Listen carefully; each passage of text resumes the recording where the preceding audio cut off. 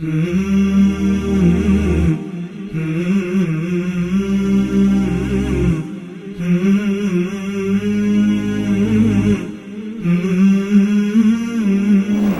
علیکم ورحمۃ اللہ وبرکاتہ۔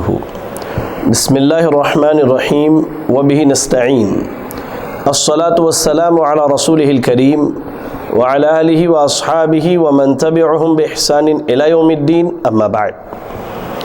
ناظرین اکرام، آپ سب کا استقبال ہے ہمارے اس آن لائن کورس طہارت کے احکام و مسائل کے پہلے ایپیسوڈ میں۔ ناظرین، یہ اللہ رب العالمین کا فضل ہے اور یہ اللہ تعالیٰ کا احسان ہے کہ اللہ رب العزت نے دا وے آف سلفیہ کی ٹیم کو اس بات کی توفیق دی کہ وہ آپ تمام ناظرین کے لیے طہارت کے احکام و مسائل کے عنوان سے ایک آن لائن کورس منعقد کریں، اور اسی سلسلے کی آج یہ پہلی کڑی ہے، پہلا ایپیسوڈ ہے۔ ناظرین، آج کے اس ایپیسوڈ میں ہم آپ کے سامنے طہارت کے متعلق کچھ بنیادی اور اہم باتوں کا تذکرہ کریں گے، جن باتوں کا جاننا، جن باتوں کا سمجھنا ہر مسلمان کے لیے ضروری ہے۔ یاد رکھیں کہ صفائی ستھرائی جہاں دین کا حصہ ہے، وہیں ہماری سماجی زندگی میں بھی بڑی اہمیت کا حامل ہے۔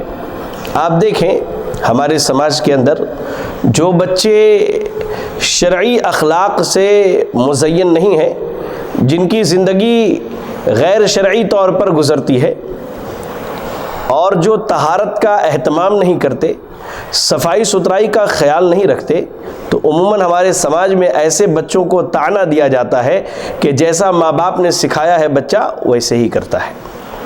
یاد رکھیں ناظرین، طہارت کا موضوع انتہائی اہم موضوع ہے، اور اس موضوع کی اہمیت کو سمجھنے کے لیے میں سمجھتا ہوں یہی کافی ہے کہ محدثین نے جہاں احادیث کو جمع کیا، وہاں عمومی طور پر کتاب الصلاۃ سے پہلے، نماز کے باب سے پہلے طہارت کے باب کا تذکرہ کیا، اور طہارت کے موضوع پر ان تمام موضوعات پر گفتگو کی جو انسانی زندگی میں انتہائی اہمیت کی حامل ہے۔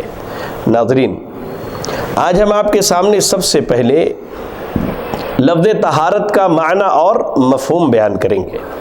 لفظ طہارت عربی زبان میں اگر آپ گرامر پڑھتے ہیں تو اس میں طہارا یطہر، نصرا ینصر، یکرم یکرم، یہ باب ہے۔ اس سے طہارت کیا ہے؟ مصدر ہے۔ طہارا یطہر طہارتن، طہارت کیا ہے؟ مصدر ہے، جس کے معنی ہوتے ہیں پاکیزگی، صفائی ستھرائی، پاک ہونا یا پاک کرنا۔ یاد رکھیں اس چیز کو۔ اور اگر اصطلاحی معنی دیکھا جائے لفظی اعتبار سے، تو طہارت یہ مصدر ہے طہارا یطہر سے، جو کہ نصرا ینصر یا کرما یکرم کے وزن پر ہے۔ اگر ہم اصطلاحی اعتبار سے دیکھیں تو طہارت کہتے ہیں حدث، یعنی ناپاکی کو ختم کر دینا اور نجاست کو دور کرنا، یعنی جسم میں انسان کے یا انسان کے کپڑے میں کوئی نجاست اور گندگی لگ جائے تو اس نجاست اور گندگی کو ختم کر دینا اور اس نجاست اور گندگی کو دور کر دینا اپنے آپ سے، یہ کیا ہے؟ طہارت کہلاتا ہے۔ اس کو ایک مثال سے سمجھیے آپ۔ ہم چھوٹے بچے کو گود میں لیتے ہیں، اور اس کے بعد بچہ ہماری گود میں پیشاب کر دے، تو اب شرعی طریقے سے اس پیشاب کے اثر کو زائل کر دیا جائے، اس پیشاب کے اثر کو ختم کر دیا جائے، تو اسے کیا ہے؟ طہارت کہتے ہیں۔ میں سمجھتا ہوں آپ کو طہارت کا معنی سمجھ میں آیا۔ ناظرین، طہارت کی اہمیت اور ضرورت، اگر اس پر ہم بحث کرنا چاہیں تو اللہ رب العزت نے قرآن مجید کے اندر طہارت کے لفظ کو کئی معنوں میں استعمال کیا اللہ تعالیٰ نے۔ آپ قرآن مجید کی تلاوت کیجئے، سورۃ المائدہ پڑھیے، آیت نمبر 6 کے اندر اللہ تعالیٰ نے نماز کے لیے کھڑے ہونے کا جہاں حکم دیا، وہیں طہارت اور پاکی کا ایک ذریعہ بھی اللہ نے بیان کیا ہے۔ کیا کہا اللہ نے؟ یا ایھا الذین آمنوا اذا قمتم الی الصلاۃ فاغسلوا وجوہکم وایدیکم الی المرافق وامسحوا برؤوسکم وارجلکم الی الکعبین وان کنتم جنبا فطہروا۔ اللہ نے کہا کہ جب تم نماز کے لیے کھڑے ہو تو پاکی حاصل کرنے کا طریقہ اللہ نے کیا بتایا؟ فغسلوا وجوہکم، اپنے چہرے کو دھو لو، اپنے ہاتھوں کو اپنے کہنیوں تک دھل لو، اور اپنے سر کا مسح کر لو، اور ٹخنوں تک اپنے پیر کو دھل لو۔ اور کہا اللہ نے وَإِن كُنتُمْ جُنُبًا فَطَّهَّرُوا، اگر تم جنبی ہو یعنی بیوی سے تم نے ہم بستری کیا ہو، یا اس کے علاوہ جو ہے تمہارے جسم سے منی خارج ہو جائے، تو اس صورت میں کیا ہے، اس جنابت کو تم طہارت کے ذریعہ پاکی میں بدل لو، اس ناپاکی کو طہارت کے ذریعہ پاکی میں بدل لو۔ تو دیکھیں آپ، اللہ تعالیٰ نے یہاں اس بات کا حکم دیا کہ انسان اگر جنبی ہے، ناپاک ہے، تو اس ناپاکی کو کیا ہے، طہارت کے ذریعہ سے پاکی میں بدل لے۔ اللہ رب العالمین نے اپنے پیارے حبیب، ہم سب کے امام، رحمت کائنات جناب محمد رسول اللہ صلی اللہ علیہ وسلم کو ان کے کپڑوں کو پاک رکھنے کا حکم دیا اللہ نے۔ آپ قرآن مجید کی تلاوت کیجئے، سورۃ المدثر پڑھیے، آیت نمبر 4 میں اللہ رب العالمین نے کیا کہا؟ وَثِيَابَكَ فَطَهِّرْ، اے نبی آپ اپنے کپڑے پاکیزہ رکھیے۔ اللہ رب العالمین نے نبی صلی اللہ علیہ وسلم کو یہ حکم دیا کہ آپ اپنے کپڑے کو ہر قسم کی گندگی، غلاظت، خباثت سے کیا ہے، پاک رکھیے۔ ایسے ہی طہارت کی اگر ہم بات کریں تو اللہ رب العالمین نے قرآن مجید کے اندر ابراہیم علیہ السلام اور ان کے بیٹے اسماعیل علیہ السلام کو اس بات کا حکم دیا کہ اللہ کے گھر کو بتوں کی گندگی سے پاک کر دے۔ یہاں بھی اللہ نے طہارت کا لفظ استعمال کیا۔ قرآن مجید پڑھیے، اللہ نے کیا کہا؟ وَأَعْهِدْنَا إِلَىٰ إِبْرَاهِيمَ وَإِسْمَاعِيلَ أَن طَهِّرَ بَيْتِيَ لِلطَّائِفِينَ وَالْعَاكِفِينَ وَالرُّكَّعِ السُّجُودِ، سورۃ البقرہ کی آیت نمبر 125۔ کہا اللہ نے کہ ہم نے ابراہیم اور اسماعیل علیہ السلام سے یہ وعدہ لیا کہ تم میرے گھر کو طواف کرنے والوں کے لیے، اعتکاف کرنے والوں کے لیے، اور رکوع و سجدہ کرنے والوں کے لیے پاک صاف کر دو۔ تو یہاں پاکی سے مراد دونوں چیزیں ہیں، ایک تو وہاں جو کہہ لیجئے کہ حصی گندگی لگی ہو کسی قسم کی، مردار کا خون ہو یا کوئی چیز گندگی وہاں پڑی ہو تو اسے بھی صاف کریں، اور جو معنوی چیز ہے، جو بتوں کی گندگی ہے کہہ لیجئے، یا بتوں کی جو خباثت ہے، نجاست ہے، جہاں جن کی عبادتیں کی جاتی تھی، اسے بھی اللہ نے کہا کہ نکال کر کے اس گھر کو پاک کر دو۔ اللہ اکبر۔ اللہ نے پاکی کی فضیلت بیان کرتے ہوئے، طہارت کی فضیلت بیان کرتے ہوئے اس بات کا حکم دیا کہ قرآن مجید کو اگر کوئی چھونا چاہے وہ تلاوت کے غرض سے ہو یا ایسے ہی ہاتھ میں لینے کے غرض سے ہو، اس صورت میں انسان کو چاہیے کہ وہ پاکی حاصل کر لے۔ قرآن مجید پڑھیے آپ، سورۃ الواقعہ کی آیت نمبر 77، 78 اور 79 کی تلاوت کیجیے۔ اللہ نے کیا کہا؟ اللہ نے کہا اِنَّهُ لَقُرْآنٌ کریم فی کتاب مکنون لا یمسہ الا المطہرون، کہ بلا شبہ یہ قرآن بڑی عزت والا ہے جو ایک محفوظ کتاب میں درج ہے جسے لوح محفوظ کہتے ہیں، اور صرف پاک لوگ یعنی فرشتے ہی اسے چھوتے ہیں۔ اللہ اکبر۔ اللہ تعالیٰ نے یہاں فرشتوں کی ایک صفت بیان کی، کیا؟ مطہرون، وہ پاک ہیں، ہر قسم کی حسی اور معنوی نجاست سے اللہ تعالیٰ نے فرشتوں کو پاک رکھا ہے۔ تو ایسے ہی انسانوں کو بھی یہ حکم دیا گیا ہے کہ اگر وہ قرآن مجید کی تلاوت کرنا چاہیں یا قرآن مجید کو چھونا چاہیں تو اس صورت میں ان کے لیے ضروری ہے کہ وہ اپنے آپ کو ہر قسم کی گندگی اور غلاظت سے پاک کر لیں، طہارت کا اہتمام کریں۔ ایسے ہی آپ دیکھیں اللہ رب العالمین اہل ایمان کو جنت میں جو عورتیں دے گا، آپ کو معلوم ہونا چاہیے کہ اللہ تعالیٰ دنیا کی عورتوں میں سے 2 عورت ہر مرد کو اللہ رب العالمین جنت میں عطا کرے گا، اور حوروں کی جو تعداد ہے وہ بعض علماء نے 2 بیان کی ہے، بعض علماء نے الگ الگ بیان کی، بہرحال وہ ایک الگ مسئلہ ہے۔ تو اللہ تعالیٰ اہل ایمان کو جنت میں جو بیویاں دے گا وہ بیویاں بھی ہر قسم کی نجاست سے پاک ہوں گی، نہ وہاں پر انہیں بول و براز کی حاجت ہوگی، نہ ٹوائلٹ اور واش روم کی ضرورت ہوگی، اور نہ ہی انہیں حید و نفاس کا خون آئے گا۔ قرآن مجید آپ پڑھیے سورۃ البقرہ کی آیت نمبر 25، اللہ رب العالمین نے کہا وَلَهُمْ فِيهَا أَزْوَاجٌ مُطَهَّرَةٌ وَهُمْ فِيهَا خَالِدُونَ، کہ اہل ایمان کے لیے اللہ تعالیٰ نے جنت میں پاک باز بیویوں کو رکھا ہے اور وہ اس میں ہمیشہ رہیں گے۔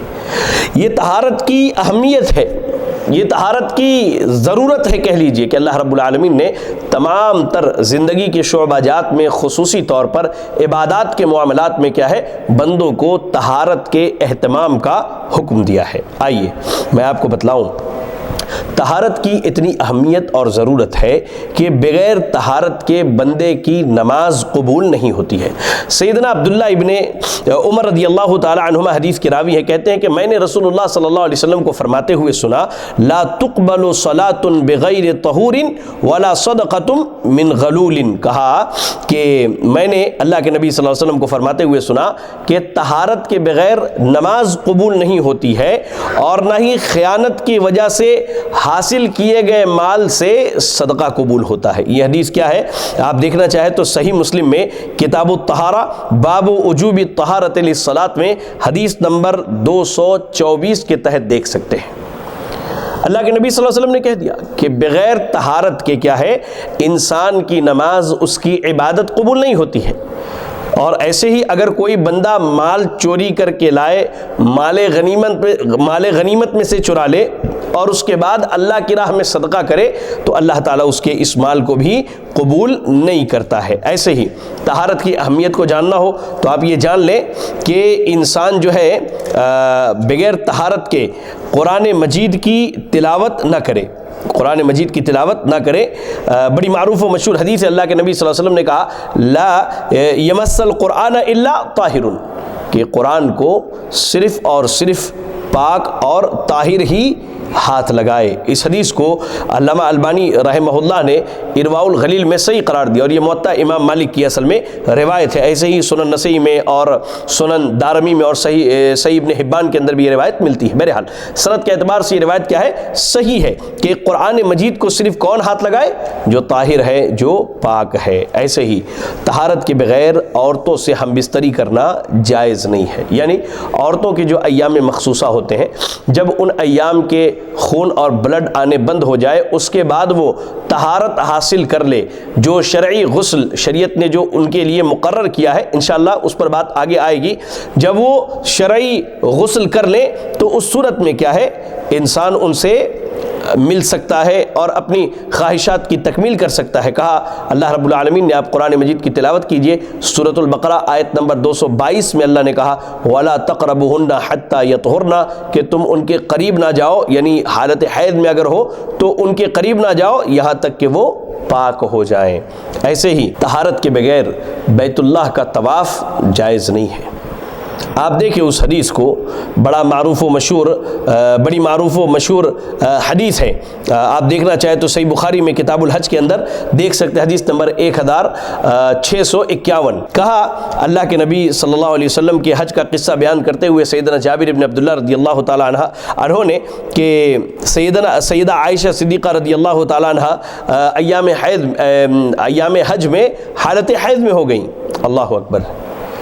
تو انہوں نے حج کے تمام مناسک ادا کیے۔ اللہ کے نبی صلی اللہ علیہ وسلم نے انہیں کہا کہ آپ حج کے تمام مناسک ادا کریں سوائے اس کے کہ آپ بیت اللہ کے طواف سے رک جائیں۔ ہاں، جب آپ پاکی حاصل کر لیں، طہارت حاصل کر لیں تو اس کے بعد کیا ہے، بیت اللہ کا طواف کر لیں۔ ایسے ہی ناظرین آپ یاد رکھیں، طہارت کی اتنی اہمیت ہے کہ عورت اگر حالت طہر میں نہ ہو، طہارت کی حالت میں نہ ہو تو اسے طلاق بھی نہیں دی جا سکتی۔ طہارت سے مراد کیا ہے کہ کہہ لیجئے کہ اس کو آپ ایک مثال سے پہلے سمجھیے، اس کے بعد میں آپ کو اپنی بات سمجھاتا ہوں۔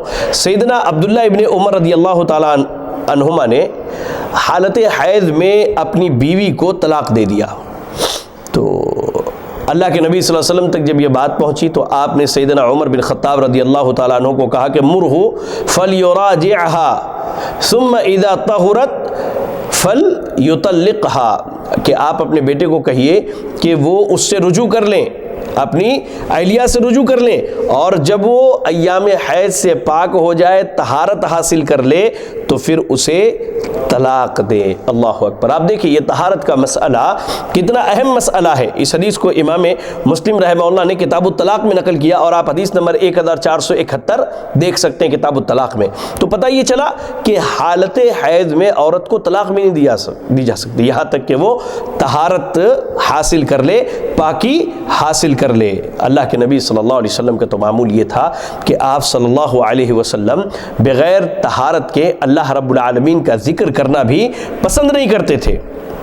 اللہ کے نبی صلی اللہ علیہ وسلم پسند نہیں کرتے تھے کہ آپ بغیر طہارت کے اللہ رب العالمین کا ذکر کریں۔ اللہ اکبر۔ اس تعلق سے سنن ابی داؤد کتاب الطہارہ کی ایک روایت ملتی ہے جو کہ سند کے اعتبار سے صحیح ہے۔ سنن ابی داؤد میں حدیث نمبر 13 کہتے ہیں مہاجر بن قنفذ رضی اللہ تعالی عنہ کہ رسول اللہ صلی اللہ علیہ وسلم نے فرمایا انی کرہت ان اذکر اللہ الا علی طہر او قال علی طہارت، بلا شبہ مجھے یہ ناپسند ہے کہ میں طہارت کے بغیر اللہ رب العالمین کا ذکر کیا کروں۔ اللہ اکبر، اللہ اکبر۔ اور یاد رکھیں ناظرین، اگر کوئی بندہ یا بندی طہارت کے تعلق سے لاپرواہی کرتے ہیں تو انہیں اللہ کے نبی صلی اللہ علیہ وسلم کی ان معمولات زندگی کو دیکھ کر کے اور اللہ تعالیٰ کے ان فرامین کو دیکھ کر کے آج سے ہی کوشش کرنی چاہیے کہ اپنی زندگی میں طہارت کا مسلسل اہتمام کریں، بغیر طہارت کے نہ رہیں، وضو کی حالت میں رہیں، اور اگر غسل کی حالت ہے، غسل کی ضرورت ہے تو اس میں بھی تاخیر نہ کریں، بلکہ کوشش کریں کہ جلد از جلد جو ہے آپ اپنے آپ کو پاک صاف کر لیں اور اپنے جسم میں لگے ہوئے یا اپنے جسم کے ساتھ لگے ہوئے اس گندگی کو کیا ہے دھل لیں، صاف کر لیں۔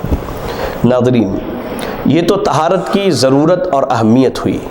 آپ کو معلوم ہے طہارت کی فضیلت کتنی زیادہ ہے شریعت اسلامیہ کے اندر۔ اللہ اکبر۔ آپ سورۃ البقرہ کی تلاوت کیجئے، آیت نمبر 222 پڑھیے، 222۔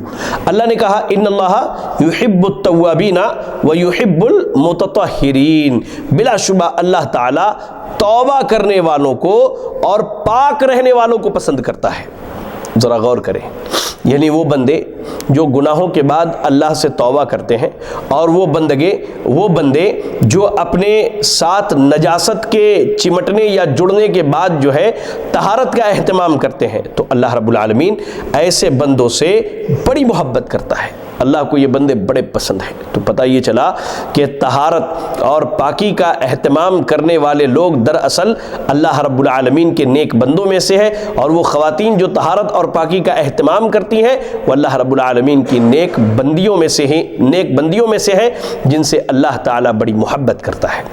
ایسے ہی ناظرین، قرآن مجید کی آپ تلاوت کیجئے، سورۃ التوبہ کی آیت نمبر 108 پڑھیے۔ اللہ نے کیا کہا؟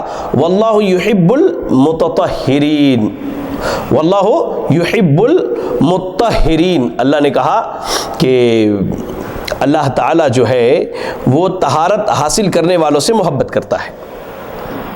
اللہ تعالیٰ طہارت حاصل کرنے والوں سے محبت کرتا ہے۔ واللہ یحب المتطہرین، اللہ نے کہا کہ جو لوگ طہارت حاصل کرنے والے ہیں، طہارت کا اہتمام کرنے والے ہیں، اللہ تعالیٰ ایسے لوگوں سے کیا ہے محبت کرتا ہے۔ ایسے ہی آپ اگر قرآن مجید کی تلاوت کریں تو اللہ رب العالمین نے طہارت کا اہتمام کرنے والے لوگوں کو بہت بڑے عذاب سے اللہ تعالیٰ نے بچایا ہے۔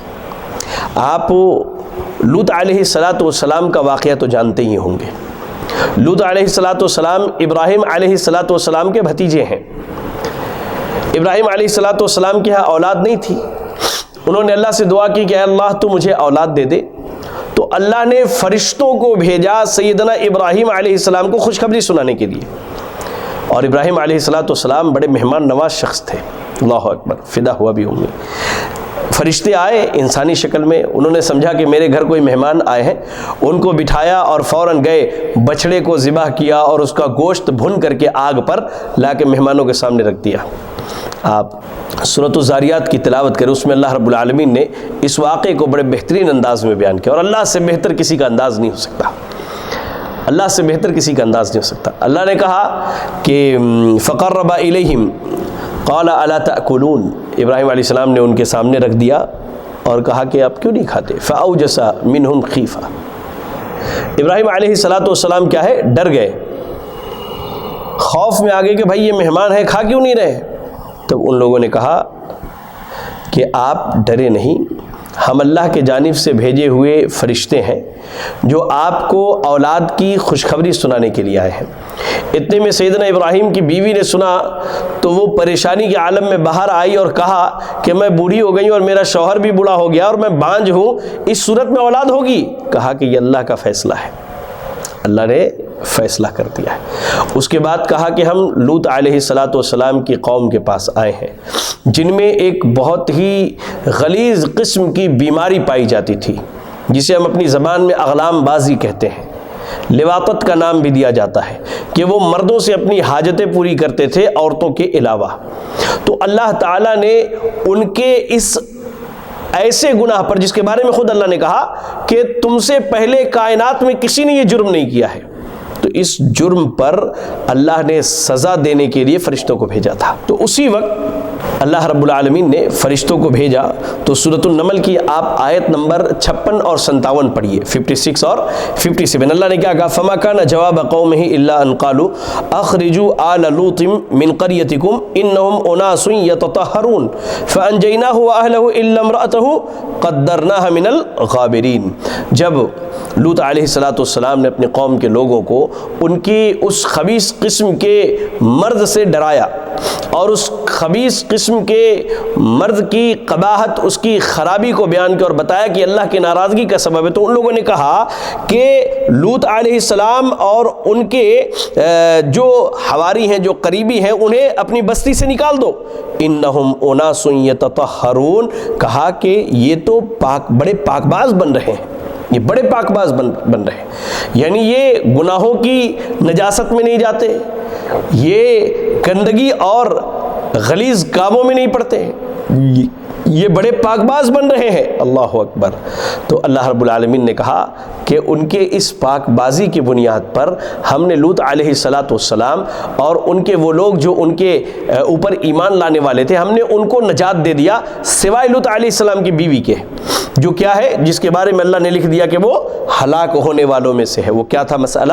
کہ اپنے شوہر پر ایمان نہیں لائی، اور ایسے ہی انہوں نے اپنے قوم کے لوگوں کو چپکے چپکے یہ خبر دے دیا جب لوط علیہ السلام سے ملاقات کے لیے فرشتے آئے انسانی شکل میں کہ میرے شوہر کے پاس دو بڑے خوبصورت نوجوان آئے ہوئے ہیں، تم ان سے اپنی ضروریات پوری کر لو۔ اعوذ باللہ من الشیطان۔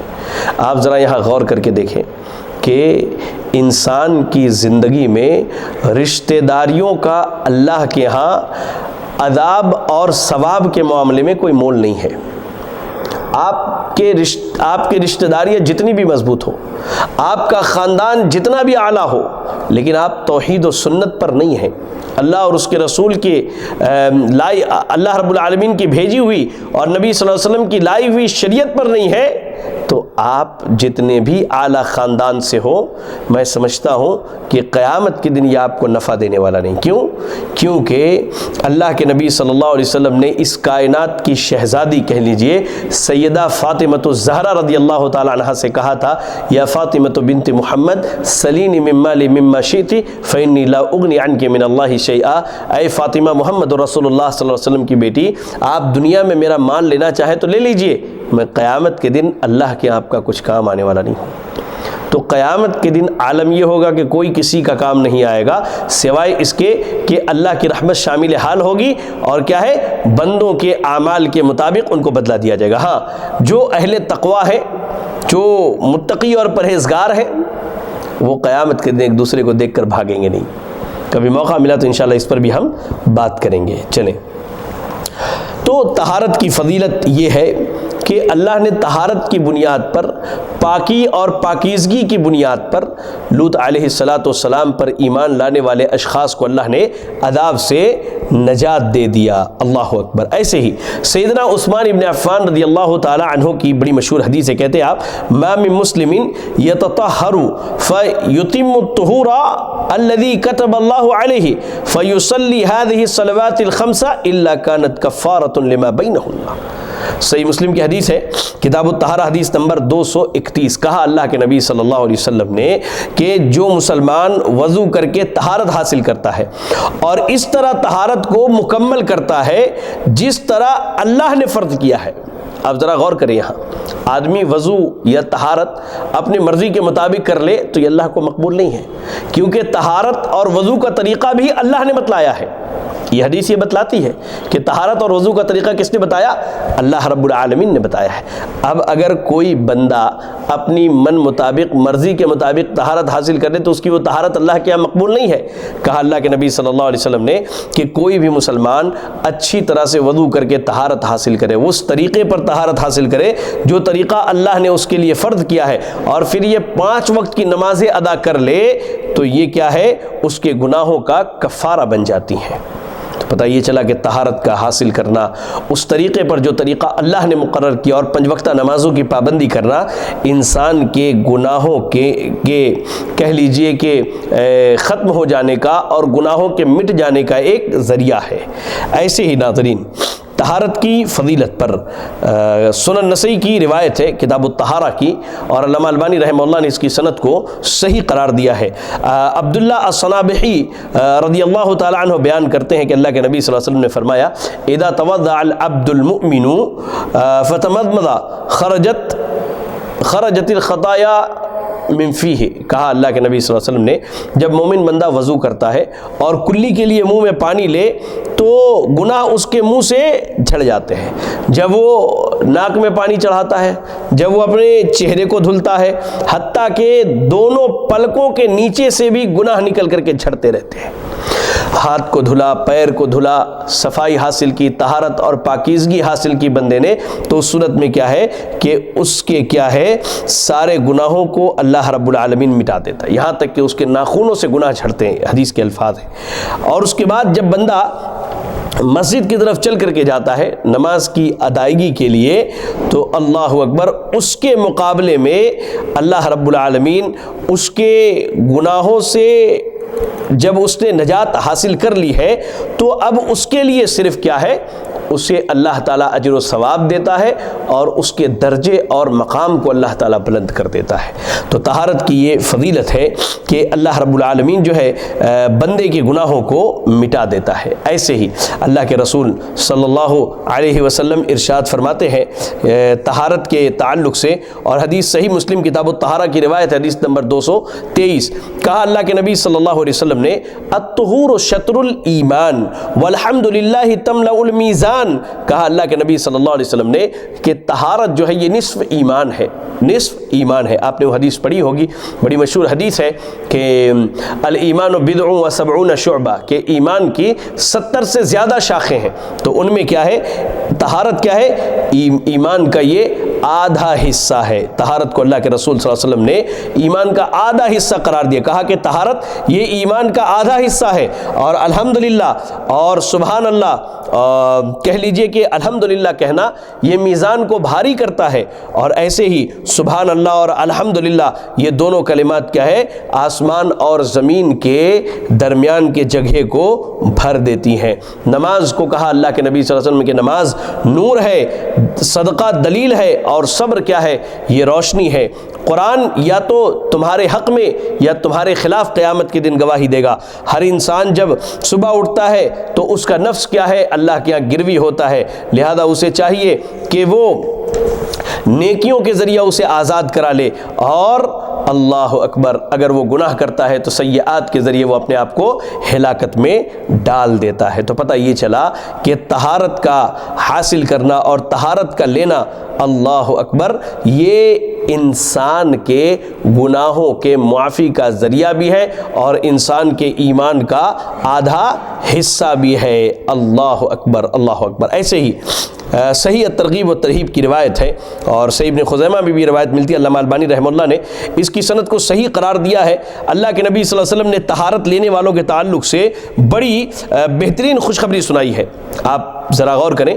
سیدنا ابو ہریرہ رضی اللہ تعالیٰ عنہ کہتے ہیں کہ اللہ کے رسول صلی اللہ علیہ وسلم نے فرمایا ان الحلیۃ تبلغ مواضع الوضوء، کہ قیامت کے دن جنت میں اللہ رب العالمین مومنوں کو جو زیور پہنائے گا وہ وضو کے اعلیٰ تک پہنچیں گے. یعنی بندہ دنیا میں طہارت لینے میں جتنا زیادہ سنت کی پابندی کا اہتمام کرتا ہوگا اتنی زیادہ اس کی طہارت اچھی ہوگی. اور جہاں تک وضو کا پانی پہنچتا ہے اللہ رب العالمین جو زیورات بندوں کو جنت میں عطا کرے گا وہ زیورات وہاں تک پہنچیں گے. اس تعلق سے امام مندری رحمہ اللہ اسی حدیث کے تحت فرماتے ہیں کہ زیور سے وہ کنگن مراد ہے جن کے ساتھ جنت میں جنتیوں کو سجایا جائے گا، سنوارا جائے گا، آراستہ کیا جائے گا. ذرا غور کریں اس طہارت کا کتنا بڑا فائدہ ہے ناظرین. اس طہارت کا کتنا بڑا فائدہ ہے کہ بندہ اگر وضو کا خصوصی طور پر اہتمام کرے تو جنت میں اسے جو زیورات عطا کیے جائیں گے تو جہاں تک اس نے اپنے جسم کو دھویا ہے وہاں تک وہ زیورات پہنچیں گے. اللہ اکبر. چلیں اس کے بعد طہارت کی فضیلت، طہارت کی ضرورت، اہمیت اور اس کی فضیلت کے بعد اب میں آپ کو اس شخص کا انجام بتاؤں جو طہارت کا خاص خیال نہیں رکھتا ہے. اور یہ پہلو میں خصوصی طور سے اپنے نوجوان بھائیوں کی توجہ چاہتا ہوں اس پر. آپ ذرا غور کریں طہارت کے معاملے میں جو لوگ سستی کرتے ہیں ان کا انجام بڑا بھیانک ہے. ان کا انجام بڑا بھیانک ہے. صحیح بخاری میں امام بخاری رحمہ اللہ نے کتاب الوضو کے اندر ایک روایت نقل کی ہے اور باب کیا باندھا ہے کہ پیشاب کے چھینٹوں سے نہ بچنا یہ کبیرہ گناہوں میں سے ہے. پیشاب کے چھینٹوں سے نہ بچنا یہ کبیرہ گناہوں میں سے ہے. اور حدیث نمبر 216، 218 اور ایسی 1336 نمبر کی حدیث ہے صحیح بخاری میں.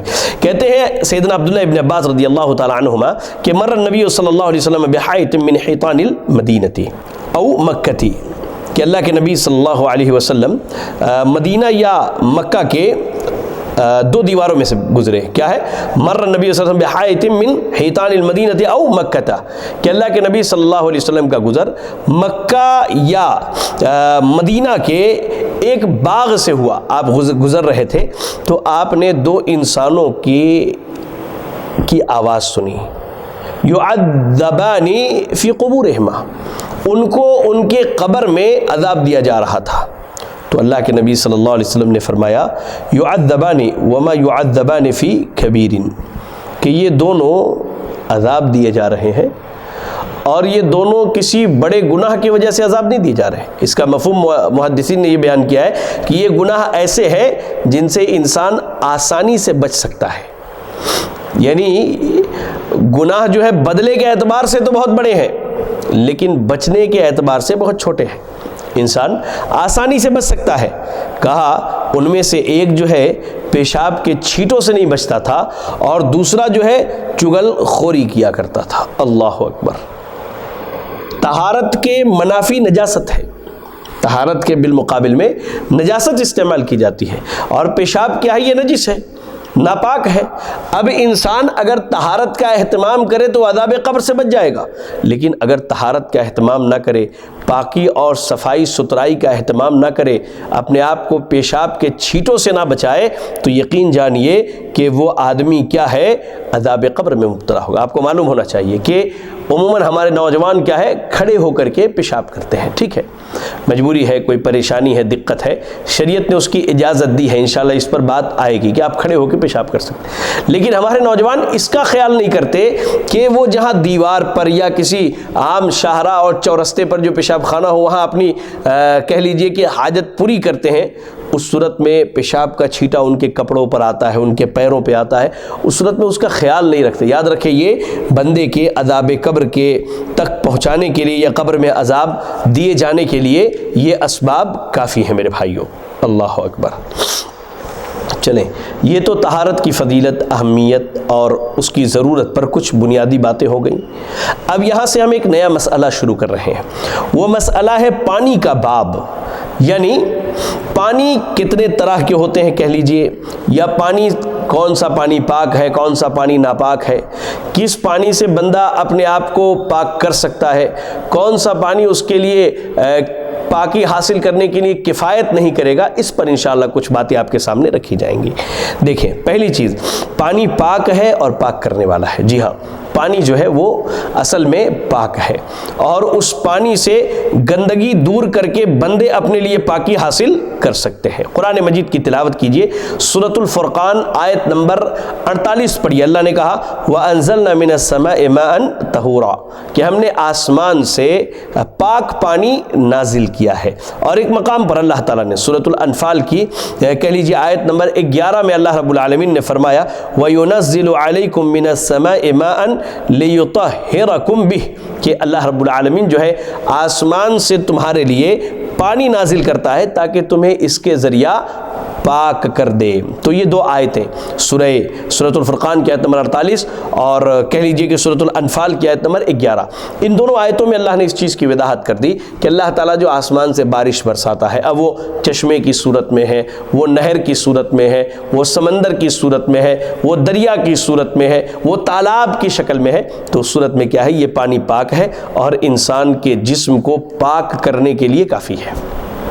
ایسے ہی آپ دیکھیں سیدنا ابو سعید خدری رضی اللہ تعالیٰ عنہ حدیث کے راوی ہیں، اور سنن ابی داؤد کی روایت ہے، سنن ابی داؤد کی روایت ہے، سنن ابی داؤد میں حدیث نمبر 76 آپ دیکھ سکتے ہیں، کتاب الطہارہ کی، کتاب الطہارہ حدیث نمبر 76، اللہ کے رسول صلی اللہ علیہ وسلم ارشاد فرماتے ہیں ان الماء طہور لا ينجسہ شیء، پانی پاک ہے، اسے کوئی چیز ناپاک نہیں کر سکتی۔ اللہ اکبر، تو پانی کیا ہے، یہ پاک ہے اور اسے کوئی چیز ناپاک نہیں کر سکتی ہے۔ چلیں، اور اس بات پر کہہ لیجئے کہ الفقہ الاسلامی و ادلتہ آپ کتاب اگر دیکھیں تو وہاں اہل علم نے اس بات پر اجماع نقل کیا ہے کہ جو پانی سادہ ہے، یعنی جس میں کسی چیز کی ملاوٹ نہیں ہے، انشاءاللہ اس پر بھی بات ابھی آگے آئے گی پانی کے اسی باب میں، بہرحال تو پانی اگر سادہ ہے تو سادے پانی کے پاک ہونے اور دوسرے کو پاک کرنے کا ذریعہ بننے پر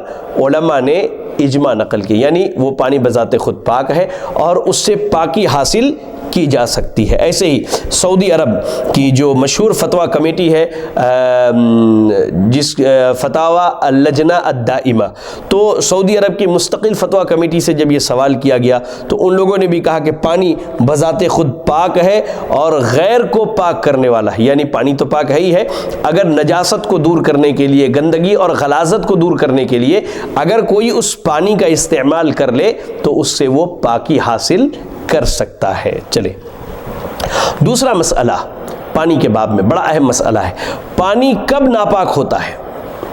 ایک چیز تو ہے کہ پانی پاک ہے، یہ اصل ہے، لیکن کچھ حالتیں ایسی بھی ہیں کہ اگر پانی ان حالات میں پڑ جائے تو پانی کیا ہے، ناپاک ہو جاتا ہے۔ چلیں اس باب میں آپ یاد رکھیں، پانی تب ناپاک ہوتا ہے جب اس میں گندگی گرنے کی وجہ سے تین چیزوں میں سے کہہ لیجئے کہ کوئی ایک چیز تبدیل ہو جائے۔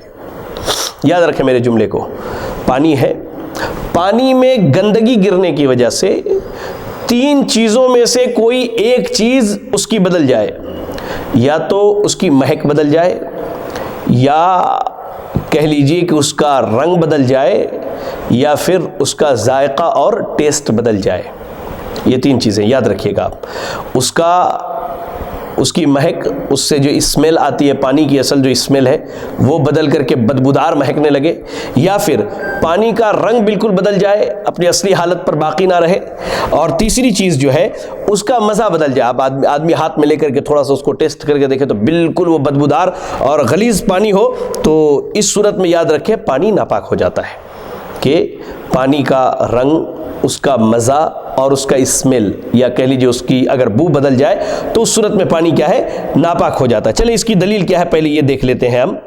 اس کی سب سے پہلی کہہ لیجیے کہ دلیل جو ہے ہم آپ کے سامنے جو بیان کرنا چاہتے ہیں وہ دو روایتیں ہیں، لیکن دونوں روایتیں کیا ہے، سند کے اعتبار سے دونوں روایتوں پر کلام ہے، دونوں روایتوں پر کلام ہے۔ ایک روایت جو ہے ابو امامہ الباہلی رضی اللہ تعالیٰ عنہ سے، جس کے بارے میں ہے کہ کہا اللہ کے نبی صلی اللہ علیہ وسلم نے ان الماء لا ينجس شيء الا ما غلب على ريحه وطعمه ولونه، کہ یقیناً پانی کو کوئی چیز ناپاک نہیں کرتی الا یہ کہ پانی پر اس ناپاک چیز کی بو، ذائقہ اور رنگ غالب آ جائے، یعنی وہ چیز پانی کے اسمیل کو، اس کے مہک کو بدل دے، یا اس کے ٹیسٹ کو بدل دے، ذائقہ، یا اس کے کلر یعنی اس کے رنگ کو بدل دے، تو اس صورت میں دو روایتیں جو پیش کی جاتی ہیں وہ جو ہے سند کے اعتبار سے کہہ لیجئے کہ اس پر کلام ہے، لیکن ان کے معنی اور مفہوم کے صحیح ہونے پر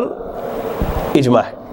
جیسا کہ کبار علماء نے اس چیز کو نقل کیا، امام ابن منذر رحمہ اللہ نے، اور اپنے کہہ لیجئے کہ الاجماع میں، اور امام نووی رحمہ اللہ نے المجموع کے اندر، امام ابن قدامہ رحمہ اللہ نے المغنی کے اندر، اور امام ابن الملقن نے البدر المنیر کے اندر اس کو نقل کیا ہے، اور ایسے شیخ الاسلام ابن تیمیہ اور امام ابن منذر نے بھی یہی فتویٰ دیا ہے۔ اور سعودی عرب کی جو مستقل فتویٰ کمیٹی ہے ان کا کہنا ہے کہ پانی کیا ہے، اصل میں پاک ہے، لیکن اگر کسی گندگی کے گرنے کی وجہ سے اس کا رنگ، ذائقہ یا بو تبدیل ہو جائے تو نجس ہو جاتا ہے، خواہ وہ پانی کم ہو یا زیادہ ہو۔ یہ کہہ لیجئے کہ سعودی عرب کے افتاء کمیٹی کی رائے ہے، اور کبار علماء نے جو ہمارے سلف گزرے ہیں انہوں نے بھی اسی چیز کا فتویٰ دیا ہے کہ پانی چاہے تھوڑے مقدار میں ہو یا زیادہ مقدار میں ہو، اگر گندگی کے گرنے کی وجہ سے اس کا رنگ بدل جائے، اس کا مزہ بدل جائے، یا اس کا ٹیسٹ بدل جائے، تو اس صورت میں پانی کیا ہے، ناپاک ہو جاتا ہے، پھر اس پانی کے ذریعہ ہم پاکی حاصل نہیں کر سکتے ہیں۔ چلے پانی کے باب میں آج کے ایپیسوڈ میں اتنی ہی باتیں رکھتے ہیں، انشاءاللہ آئندہ کے ایپیسوڈ میں پانی کے متعلق اور بھی بہت ساری دلچسپ باتیں اور طہارت کے متعلق بہت ساری اہم باتیں آپ کے سامنے لے کر ہم حاضر ہوں گے۔ تب تک کے لیے اجازت دیجیے، دعا کیجیے اللہ سے کہ اللہ رب العالمین ہمیں اور آپ کو ایسے ہی اس کا دین سیکھنے، سکھانے، پڑھنے، پڑھانے کی توفیق دے، آمین۔ وآخر دعوانا ان الحمدللہ رب العالمین۔ جزاکم اللہ خیرا۔ السلام علیکم ورحمۃ اللہ وبرکاتہ۔